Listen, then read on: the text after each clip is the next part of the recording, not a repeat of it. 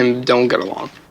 Hypothetically speaking, if you guys were not to get along, I would never put you in an uncomfortable situation. A few moments later. When did you get married? Almost 2 years ago. You guys, why is it that people fall in love in this show and throw their kids into the oblivion?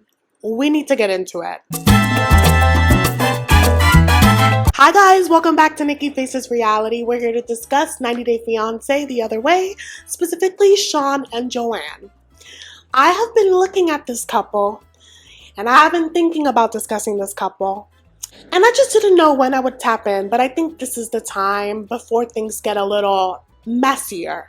I wanted to like them because I'm all for people falling in love at every stage of their lives. I'm all for people being sensual and like rediscovering themselves. I'm all for that. However, when kids are in the mix, they need to be the priority. And Joanne is saying her kids are the priority, but her actions are saying something completely different. So I definitely want to unpack the scenes that they have shown thus far. Before we do, as always, make sure to like, comment, and subscribe. I definitely want to know your thoughts on this couple. So we meet Sean. I think I missed what his profession is, but when we see him, he's boxing. Very attractive man. He's what? Sean is 38. He makes it clear that he's not like other Irish guys. He doesn't drink, he tans, and he's into Italian-American MILFs. Okay, Joanne is 43. She's from Long Island, New York. She's a medium, a psychic healer, a Reiki coach, I believe, and also a life coach. And so she actually met Sean because he reached out to her to get a reading, and she couldn't read him. And to her, that was a sign that this is the man that I need to get to know. And I'm like, girl, I would have interpreted that as something else, like there's a blockage or something, but it says that they found so much in common. They never stopped talking. And then 9 months later, she was like, you know what? I need to get rid of my fear of flying, and I'm going to go to Ireland and see my man. And so I got the feeling that they would have chemistry, if you know what I mean. But she's talking about how when they met, he just felt like home to her. And he had the same feeling, and they wanted to lock it in. And so he has a young daughter, and she has 2 sons, and they want to merge their lives together. We see her chatting with her boys. She has 2. One of them is 12, one of them is 18. And they're prepping for their trip to go to Ireland to meet Sean. And the reason she's having ongoing talks with them is because she was married to their father for 11 years. And ever since then, they've never met anyone that she's dated. So this is a big deal. The 18-year-old, he's 18. He's fully aware of what's going on. And he's like, listen, I know that we're the most important thing to our mom, but, there's going to be someone new in the mix. And I want to, make sure that he's good enough for her. This perceptive young man asks his mother, so what would happen if we don't like him? Joanne says to her son, well, I would never put you guys in a situation where you are uncomfortable. I would never force that on you guys. And that is a lie. Want to know why? Because she's already married. Yeah, that's right. They've been married for 2 years and nobody knows. Not only that, you guys, she wants to move to Ireland, okay? And she can't move her sons with her because she has joint custody. So in her brain, she thinks that she'll be able to fly back every month. And I don't know how much she's making in her businesses because a flight from Ireland to New York is pricey. So that's just not realistic. And okay, she has an 18-year-old. Kids don't need you in their early 20s. But aside from that, she has a 12-year-old that needs his mother. If I were her kid, I'd be like, well, it sounds to me like you are choosing him over us. There are so many people in this world that have to start over, and I understand that it feels like when you find love, you have to hold on to it, and everyone deserves love, everyone deserves partnership. However, you had these kids before you met this man. They didn't choose to be here. You brought them into this world. It is your responsibility to see it through. Your job is not done. It is unfair to them to be a half-assed parent. Because like it or not, no matter how many times you call, no matter how many times you FaceTime, it's not going to be the same as when you are hands-on in front of them, getting them ready for school, helping them, being a room away. It's not the same. They definitely need you, and it's just unfair to be like, oh, well, I'm not going to put you in an uncomfortable situation.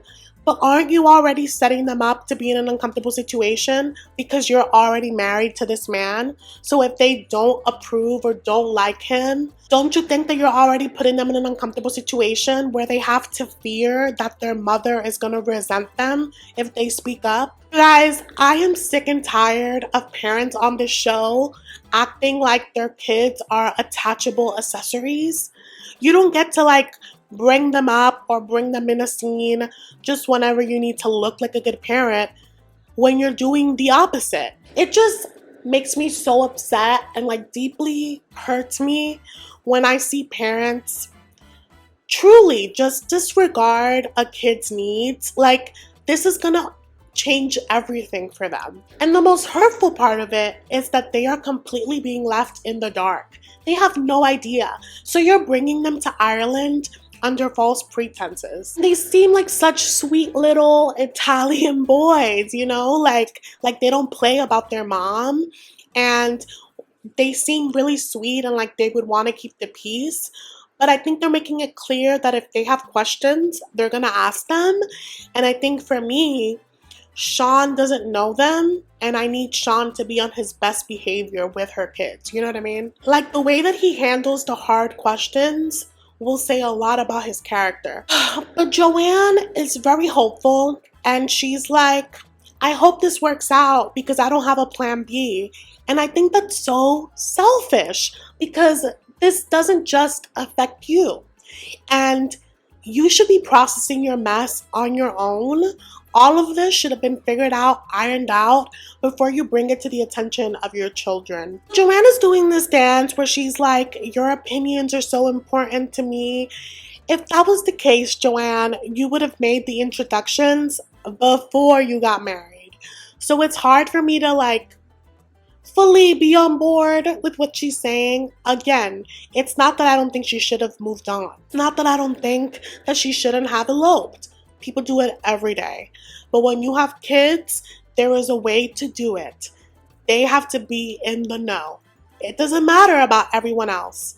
Your kids should be at the forefront of this. Because now you've married a complete stranger to them, and they either have to adapt or live with the thought that you're going to resent them for the rest of your life. You really put them in a really uncomfortable situation, and again, they have no idea, so they're about to fly to Ireland and feel stuck.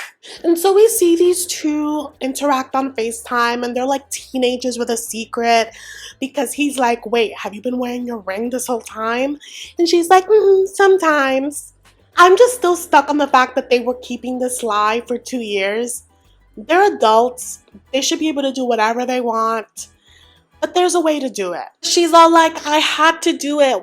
In that moment, we looked at each other and I knew that he was my person. And it's just disappointing, you guys, because again, I'm all for people having a second chance at love. And this should be the happiest moment of her life, because if you're not doing anything wrong, there is nothing to hide. I'm all for people having their privacy and doing things discreetly or whatever. But there is a proper way still within those parameters to do it. She says that they wanted to hold off on telling people until they felt ready. And what that sounds like to me is, if you didn't feel like you were ready from the get-go, then you shouldn't have gotten married. Am I being too hard on her, or do you guys see what I'm saying? It's okay if we disagree. I'm just really sensitive about how people navigate bringing strangers around their kids. I particularly came from a blended family. My stepdad was in my life since I was really young. And it's a team effort, right? They both have to show up. And I can remember instances when I felt like, this doesn't feel good. But instances where they got it right. We saw her have this in-depth conversation with her kids. I just feel like you can't treat your kids like they're grown-ups for conversations that only are convenient to you, you should paint the full picture for them. And maybe they won't view it that way. Maybe they'll be like, oh, wow, like you should have told us sooner, silly, and be fine, you know? But I don't know, long term, if that's the way they're gonna feel. So, you guys, their plan is to break the news to all of them, including his daughter, while they're all together, and being like, but don't be too sad, because we're gonna throw a big wedding. Well, you'll be a part of it. So, Joanne is like, I really need the boys to be on board and like get with this, but if they don't approve, like, we can't stick to our plan. And Sean, like, his expression drops, almost like this is news to him. And my thing is, I don't know why it would be a surprise to him, given that he is also the primary parent for his daughter. Would he just leave his daughter behind like that? I don't think he would, so I don't see why that should have to be the expectation for Joanne. So as I mentioned, Joanne has been hiding this from everybody, including her mother. And this is where it gets juicy for me as a viewer. Her mother is a stereotypical, overbearing, I want to know everything that happened in your life, everything you ate, kind of Italian mother. And she's coming into town to house sit and cat sit for Joanne while everybody goes to Ireland.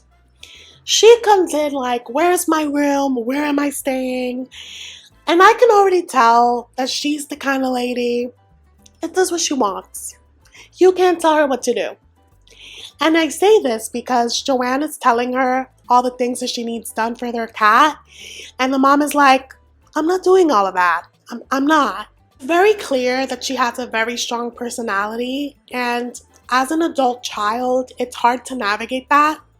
I have a Dominican mother. Trust me, it is very hard to dance the line of being respectful while also putting your foot down.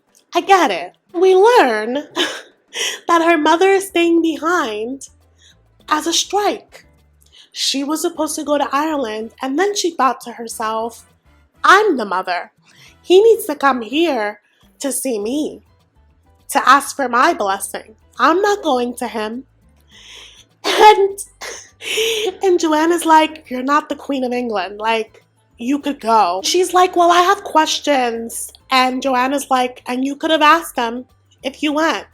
I'm also like, girl, why don't you ask him to FaceTime you or something so you guys can have an interaction? Because she clearly feels away. And the way she's talking about it is like, you know, she needs to vet him out. And I feel torn about it because obviously family is so important and you want harmony. However, she is well into her adulthood and she doesn't need your approval. The only people I'm worried about are her sons, okay? But her mother has that mother instinct and she's like, I don't feel like you're telling me everything. I feel like I'm missing something, so drop it. And Joanne is seated on this couch and she looks like she is shaking in her boots and she's looking at her mom and her aunt, which already I'm like, do you want to do this now? Joanne breaks the news that it's important that her sons meet Sean because that's actually her husband. The mom is gagging. She's like, to her sister, she's like, did you know? Did your sister know? How could you do this? Oh, no. She's like, where is the respect in this relationship? Where am I in this relationship? Why wasn't I told? Does his mother know? And that's when I was dying because the way that Joanne answered that, like, no, she doesn't know. Why do I have a feeling that his mother knows? And if she were to find that out, she would lose her mind. My theory is that his family knows and she's just stalling. But who knows? Her mom, you guys, is laying it thick, okay? She's like, I feel like I don't know who you are. Like the last 2 years have been a lie. And while that's a stretch, it's also not false. And I feel bad for her. I understand. She's under the impression that her and her daughter are really close and this huge thing happened and she had no idea. And even more so with someone that she doesn't know, so she doesn't know if her daughter's in good hands. We get a little more context as to why Joanne is in her YOLO era. And so apparently she was having aneurysms that led to her having an open heart surgery. She lives her life in defiance, you know, like wanting to squeeze all the joy out of it. And Sean is part of that. And, you know, she tells her mom, like, you know how hard it was for me. And her mom is like, yeah, I know how hard it was for you because I was by your side through it. So, like, I understand. And while this is crazy, I would have gotten with it if you would have looped me in. And that can be argued. Mothers, you never know how they're going to react. And I understand the hesitation. But I also feel like in the theme of YOLO, like you need to live your life as authentically as possible so that you can be happy and that the people that love you can share in that happiness as well. And the mom, as judgmental and as opinionated as she's coming off, clearly just wants her daughter to be happy, okay? Now that the cat's out of the bag, Joanne is like, listen, I told you because I'm going to tell the boys when I get to Ireland, and I don't want you to find out and be like, oh my God, no one told me. But then she shares the plan that she wants to move to Ireland and basically like come back and forth. And the mom is just like, I can't believe that you're doing this. And so the day has arrived for them to go to Ireland. Mama's in the car with the boys and Joanne. And she's like talking to the boys and is like, I need you to be my eyes and ears. Let me know how it really goes, how you really feel about him. We get a glimpse of the older son saying that he does feel a lot of pressure because it's obvious that his mother wants this to go so well. Joanne is making it clear that this is her fairy tale. This is like the best day of her life. And luckily, for a dose of reality, her bestie is joining them on the trip. Her bestie, Noelle. And not only is she there to like, you know, suss Sean out, she's also there because she's gonna come back with the boys so Joanne can stay in Ireland an extra few days.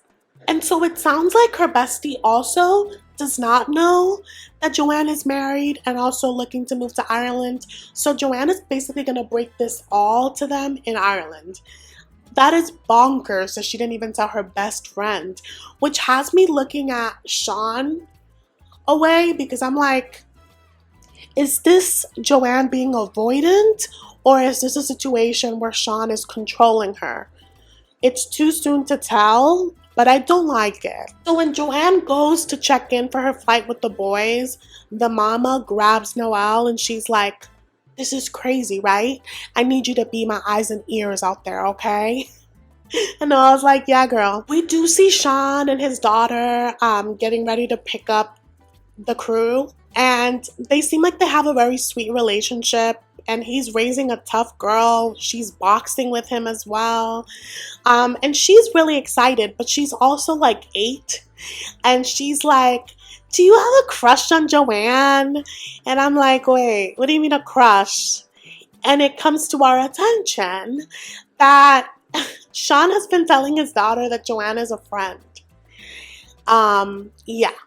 So this girl not only is going to get a new stepmom, but she's about to get 2 big stepbrothers and has no idea. So Sean is nervous about meeting everybody, but he's also like dreading that Noelle is on this trip because Joanne let him know that Noelle has some questions for him, which rightfully so because no one knows him. Like he's like, you know, I don't tolerate BS. I will walk away. And I'm like, I get that. Like, no one wants someone to come at them.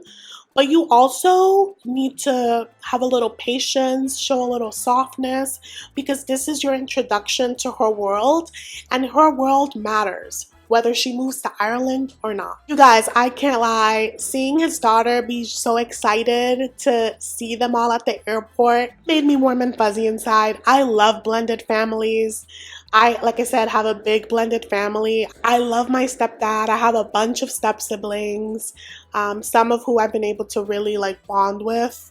It's really exciting, especially when you're that young. I'm also just cautious because these kids are young, and with the international aspect of it, it can get really messy. And boom, they all come out, and I love that Sean like had his moment with each boy and was like, how was your flight? How are you feeling? And it was really sweet. And it was so cute how the kids are just like looking at each other like, it's so cute, so awkward. They're probably gonna be like playing video games in the next episode. Joanne and Sean are so happy to see each other. They're all loved up and they're talking to the cameras and are like, yeah, so like everyone's tired. We're gonna let everyone rest and settle in before we tell them the news. And you can see in their faces when they're in this car with all their kids in the back, this is a reality check that all of these people are affected by their union and it can go many different directions. So I will be keeping up with this couple. I would love to know your thoughts. Clearly I have mixed ones because I'm just like, you guys need to handle this properly so that I can be happy for you. And I want to be happy for them because I like them. Question mark, to be determined. But yeah, I'm very curious about them. Let me know what you guys think in the comments. Thank you so much for watching, and I will see you in the next one.